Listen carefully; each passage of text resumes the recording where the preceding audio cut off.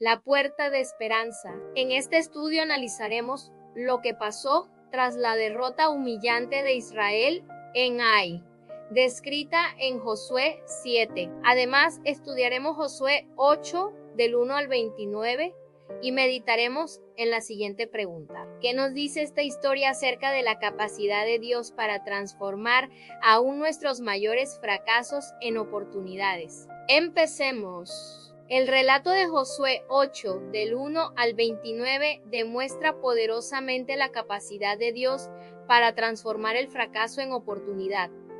Esta transformación se manifiesta en 5 aspectos clave. La primera es la restauración con gracia. Dios inicia diciendo a Josué: no temas, restaurando su confianza y la misión después del fracaso. La segunda es la estrategia redentora, la misma estrategia de retirada fingida que falló antes. Ahora es diseñada por Dios para usar la confianza del enemigo, basada en su victoria pasada como señuelo para su derrota. La tercera clave es la obediencia en lugar del pecado, donde antes hubo desobediencia individual como la de Acán. Ahora hay obediencia colectiva y meticulosa a las instrucciones divinas. La cuarta clave está en la transformación del botín. Lo que era una trampa de codicia, el botín maldecido de Jericó, se convierte en una provisión legítima y bendita para el pueblo. La quinta clave es la victoria completa. La victoria en el mismo lugar de la derrota anterior es total y definitiva,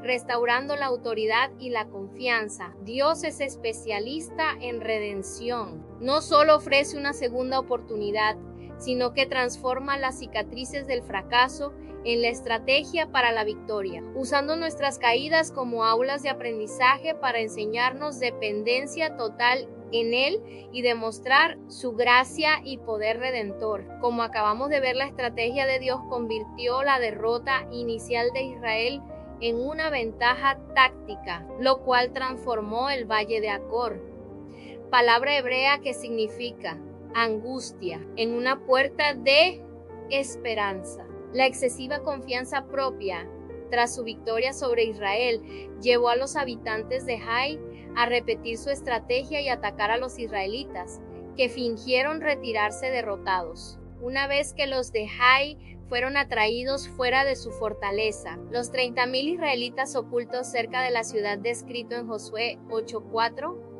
la capturaron y la incendiaron. Por otro lado, Josué 8:7 deja claro que la victoria no fue el resultado de la estrategia, sino de que el Señor mismo entregó la ciudad a los israelitas. Incluso en un capítulo en el que los aspectos militares dominan la narración más que en ningún otro del libro, el texto pone de relieve la verdad subyacente de que la victoria es un don de Dios.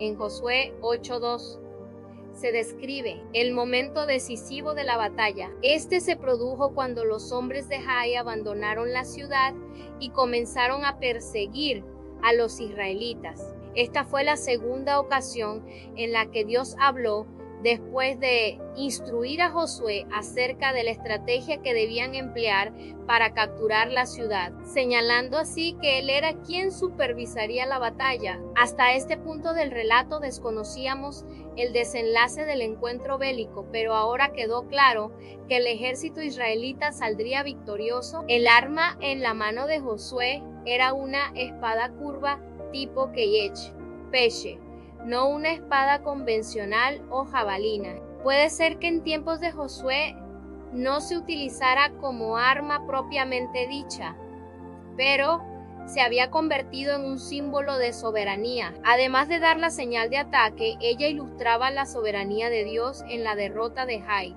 El hecho de mantener la hoz extendida hasta obtener la victoria completa demostró que Josué había asumido plenamente el papel de liderazgo que Moisés había ejercido en ocasión del cruce del Mar Rojo descrito en Éxodo 14:16 y en la guerra contra los amalecitas, escrito en Éxodo 17 del 11 al 13, cuando Josué había dirigido personalmente el combate. Esta vez No hubo una intervención visible y milagrosa de Dios, pero la victoria sobre Ai no contó con menos asistencia divina que la obtenida sobre los egipcios en la primera generación o en la reciente victoria sobre Jericó. La clave del éxito estuvo en la fe de Josué en la palabra del Señor y en su inquebrantable obediencia a ella. El principio que se destaca en esta historia sigue siendo válido para el pueblo de Dios hoy, donde quiera que resida y cualesquiera sean sus desafíos. Comentarios de Elena White. Cuando Josué se apartó del ejército de Israel para meditar y orar por la presencia especial de Dios, vio a un hombre de gran estatura, recubierto de atuendos que parecían una armadura y con una espada desenvainada en la mano. Josué no lo reconoció como uno de los guerreros de Israel, y sin embargo, no parecía ser un enemigo. Lleno de celo, yendo hacia él le dijo: ¿eres de los nuestros o de nuestros enemigos? Él le respondió: no, mas como príncipe del ejército de Jehová he venido ahora. Entonces Josué, postrándose sobre su rostro en tierra, le adoró y le dijo: ¿qué dice mi señor a su siervo? Y el príncipe del ejército de Jehová respondió a Josué: quita el calzado de tus pies, porque el lugar donde estás es santo. Y Josué así lo hizo. Según Josué 5 del 13 al 15, el que se alzaba delante de Josué era el Hijo de Dios. Era el que había conducido a los hebreos por el desierto, como una columna de nubes durante el día y de fuego durante la noche. Para que Josué supiera que no se trataba de nadie más sino Cristo, el Altísimo dijo: quita tu calzado de tus pies. Éxodo 3:5 luego dio instrucciones a Josué al respecto de cómo se debían comportar para tomar Jericó. Todos los guerreros recibirían orden de dar una vuelta a la ciudad cada día durante 6 días, y el séptimo deberían dar 7 vueltas. Josué dio órdenes a los sacerdotes y al pueblo para que hicieran según le había indicado el Señor. Dispuso las huestes de Israel en formación perfecta. Durante 6 días, las huestes de Israel siguieron el circuito alrededor de la ciudad. Llegó el séptimo día y con las primeras luces del alba, Josué mandó que el ejército de Dios se dispusiera en formación. En esa ocasión ordenó a los hombres que dieran 7 vueltas alrededor de Jericó y que a la señal de las trompetas gritaran con todas sus fuerzas, porque Dios les habría entregado la ciudad. Súbitamente el gran ejército se detuvo. Las trompetas estallaron en una fanfarria que sacudía hasta la misma tierra. Todas las voces de Israel al unísono cortaron el aire con un poderoso grito. Los muros de sólida piedra, las imponentes torres y fortificaciones se tambalearon.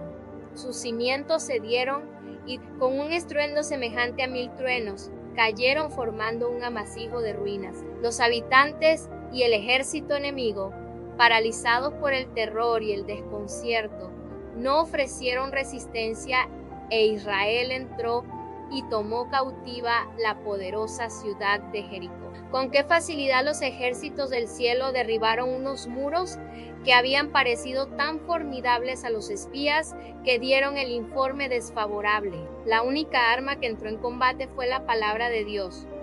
El poderoso de Israel había dicho en Josué 6:2: yo he entregado en tu mano a Jericó. Habría bastado con que un solo hombre hubiera dado una muestra de fuerza contra los muros de la ciudad para que la gloria de Dios hubiese sido menoscabada y su voluntad se frustrara. Pero se dejó que el Todopoderoso se hiciera cargo de toda la obra. Aunque los cimientos de los edificios hubiesen alcanzado hasta el centro de la tierra y sus tejados, la bóveda del cielo, el resultado habría sido el mismo, porque el capitán de las huestes del Señor dirigía el ataque de los ángeles. Te invito a seguir leyendo más sobre este tema en el libro Testimonios para la Iglesia, tomo 4 páginas del 159 a la 162. Si te gustó el video, no olvides suscribirte y dejar tu like. Nos vemos en el próximo. ¡Chao!